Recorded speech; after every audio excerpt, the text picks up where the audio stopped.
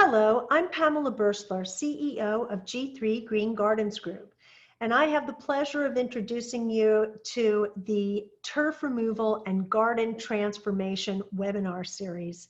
It's part of the California Friendly Native Plant Landscape Training webinars, and I think you'll enjoy the topic that we're going to bring to you today. This is sort of the introductory webinar, and it's a good precursor to taking the turf removal workshop. So I'm just going to share my screen with you and talk through a few slides.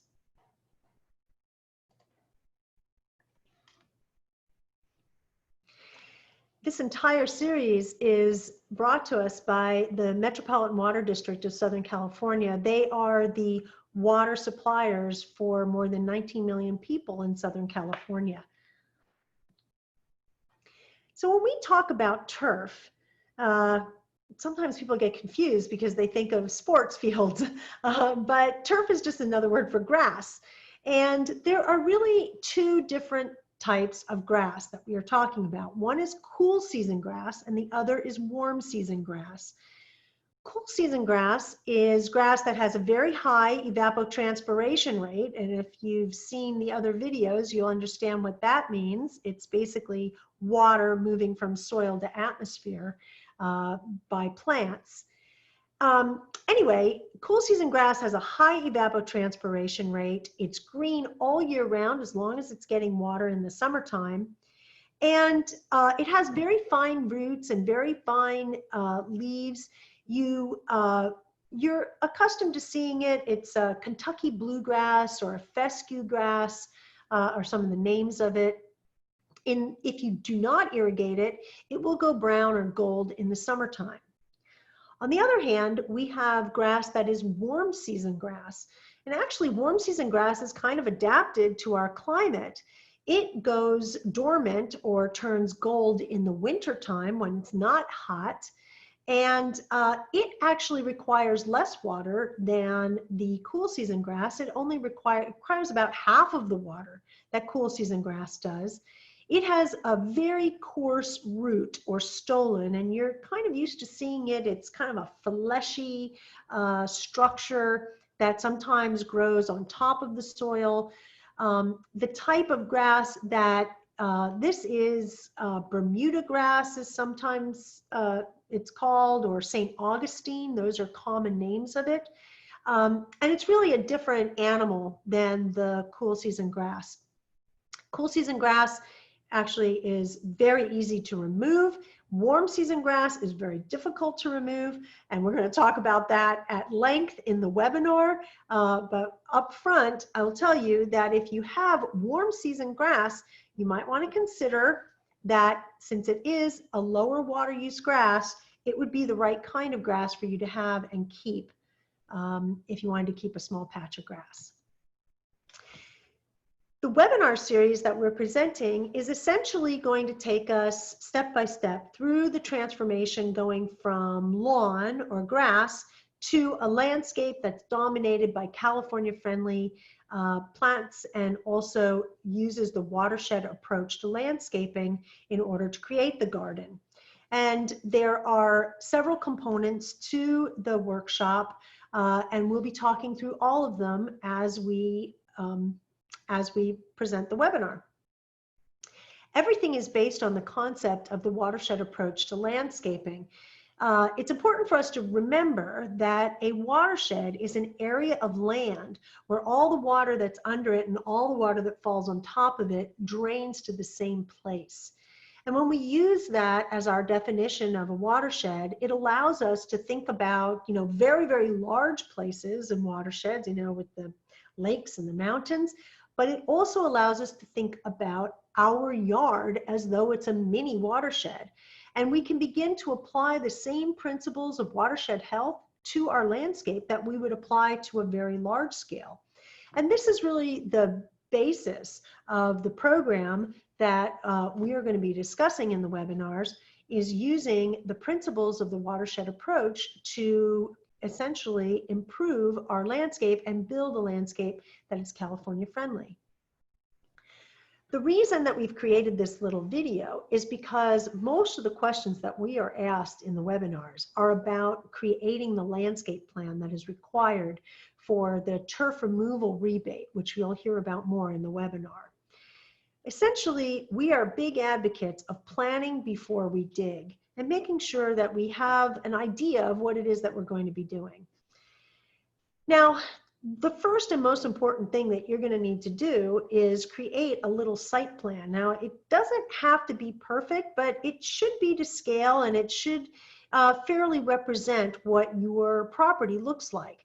You can go to a site like Google Maps and look at the satellite view and get a printout of what the bird's eye view of your property is as a good start. But however you do it, you want to essentially create a little drawing that fairly replicates where, or represents rather, where the home is, where your major hardscape elements like a driveway or a walkway are, and also what the dimensions of the yard are. So here we have a hand-drawn site plan, which is very similar to something that you would create, and it's representing a front yard. And the thing that I want you just to remember here is that this sheet of paper that I'm using is called a 1/4 inch scale. In other words, each of these boxes represents 1 foot, and each of the boxes is about a 1/4 inch in dimension. And so 4 boxes are equal to 4 feet. Is that right? Yes, that's right. Just making sure. You know, sometimes you look at these maps, you're like, oh, okay. So that's the thing. If you get a piece of graph paper, it's easy to use each box as though it's 1 foot and map it out that way. And I highly recommend that you use a graph 1/4 inch scale as your scale. You're going to have to do some measuring, and that requires going out with a measuring tape or a wheel and starting to get these dimensions. As I said, if you take a site map off of the satellite view of your property, it's a good way for you to start to then measure on the ground and put the measurements on the plan of what is represented in the satellite view. Once you have that, what I'm going to call a base map, that very basic drawing of your property, you're going to want to make 6 to 8 copies of it, or even more, and have them available, because the next steps of your planning process are essentially going to be looking at different aspects of your garden and making notes on that basic plan. One of the things that you really need to do before you take out your grass is figure out what kind of soil you have. Now, the reason you're doing this is, there are lots of reasons actually that you're doing this, but one of the big reasons is that when we do get to irrigation, you are going to have to inform your irrigation controller about the type of soil that you have, because different types of soil hold on to water differently. And of course, if you're irrigating, you're basically irrigating to maintain a soil moisture. So it's important to know the kind of soil that you have. But we are interested not just in whether or not you have sand or clay or silt. We're interested in whether or not you have a brick or a sponge. And this is kind of a different way of thinking about soil. A brick is soil that is compacted. There is no oxygen, water, and life in it. It does not have a good quality to it. Water can't go into it easily, and when there is water in it, it doesn't come out easily.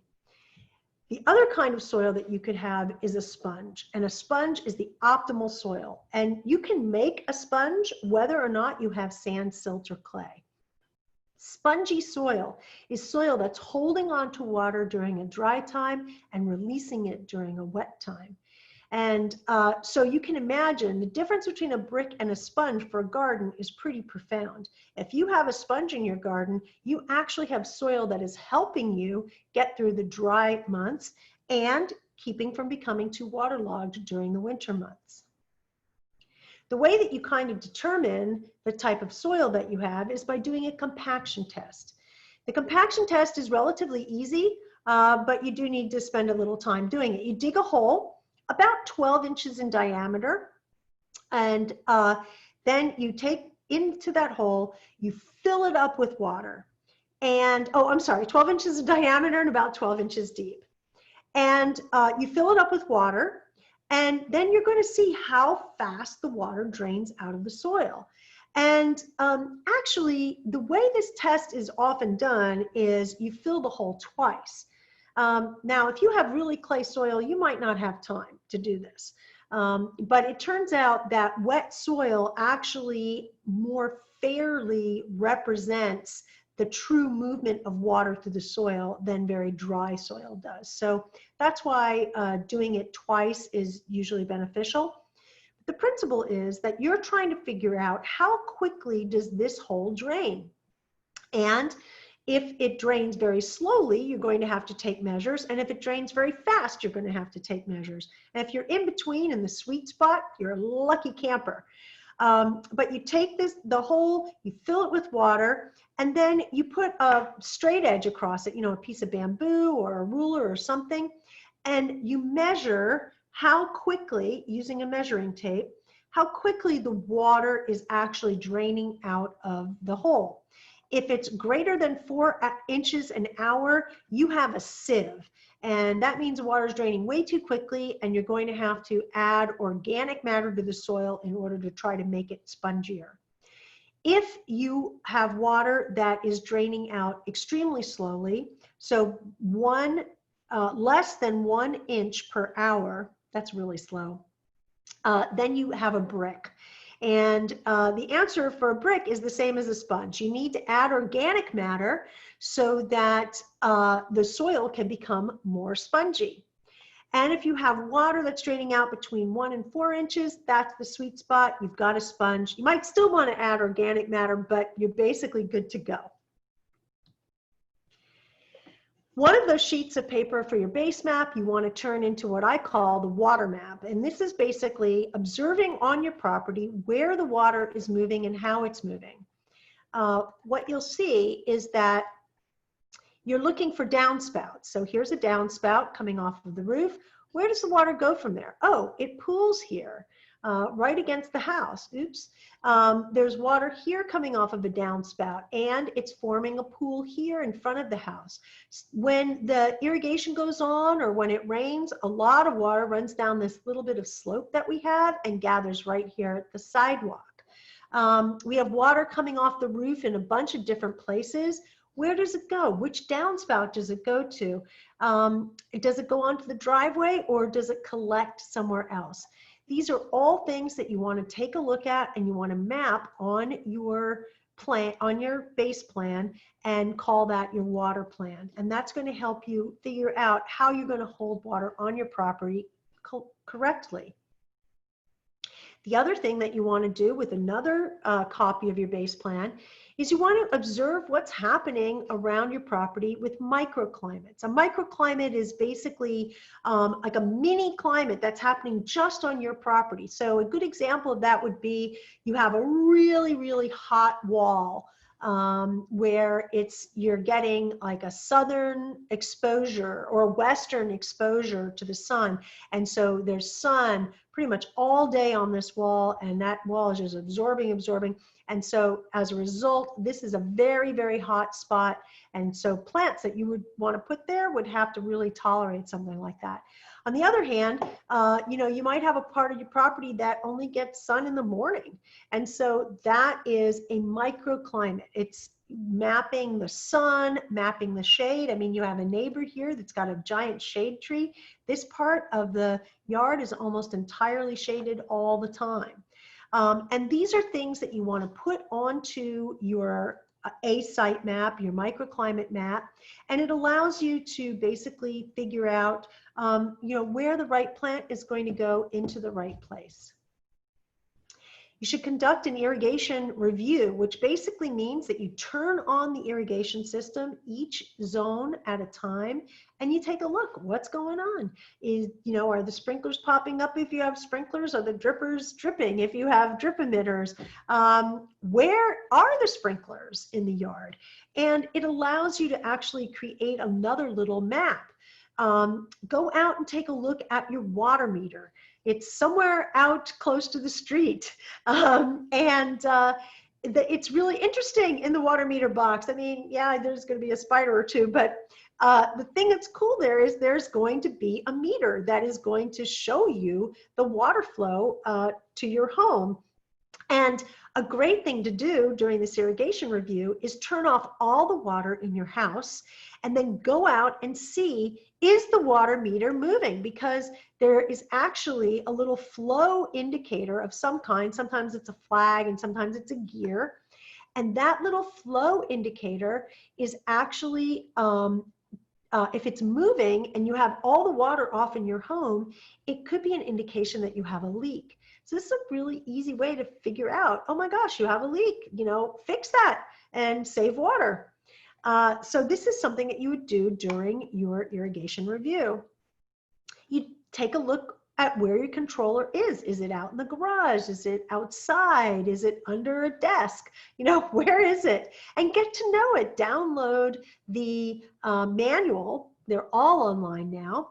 Download the manual for the timer and read through it. See how it works. I mean, you know how to program your digital television. Figure out how to program your controller so that you can really take control of it. Look for the control valves, which are turning on and off the water in each of the zones where the irrigation is. They might be in a box in the ground, or they might be standing up against a wall somewhere.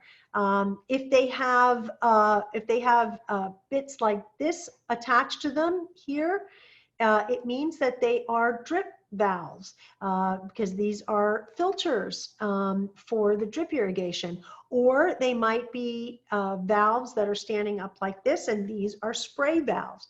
So make a note, where are they? And if you can figure it out, which valve turns on which portion of the landscape. It's super important. And this is all part of your irrigation review. And once you kind of start gathering this data, you can map it onto one of your site maps. So here you can see that we have our sprinkler heads mapped. So we've gone out and, we're not exactly, but it's pretty close. These are where the different sprinkler heads are located in the landscape. We have our irrigation valves are over here. We have a pressure regulator here. We have our controller is on the wall here. Our water meter is out here near the sidewalk. And so we've mapped all these things, and you can see the different colors are indicating that this is, one hydrozone or one zone that's going on, and this is a second zone that's going on. And so we know that these two valves are running two different zones in the landscape. You want to map all this stuff so you kind of have an idea of what's going on, and you can also make the changes later.